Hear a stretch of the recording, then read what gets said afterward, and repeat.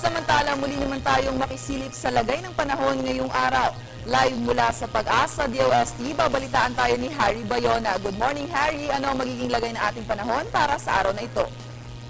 Good morning, President. Unang Lunes para sa buwan ng Mayo, magiging magandang lagay ng ating panahon dahil umiiral pa rin po sa ating bansa ang easterlies. Mga kabayan, narinig nyo nga po yan.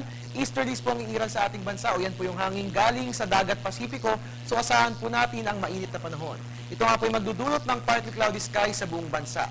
And also dahil nga po easterlies ay may moisture po itong dala. So asahan pa rin ang mainit na panahon.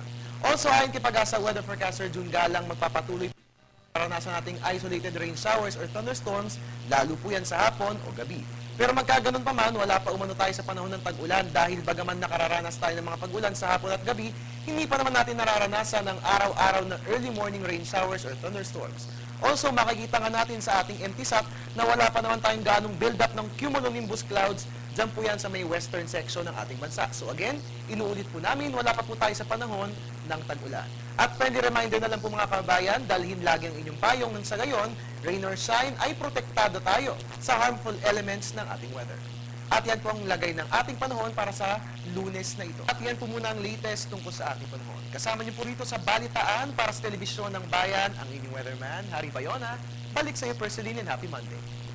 Maraming salamat, Harry Bayona, live mula sa Pag-asa DOST para sa ating silip panahon.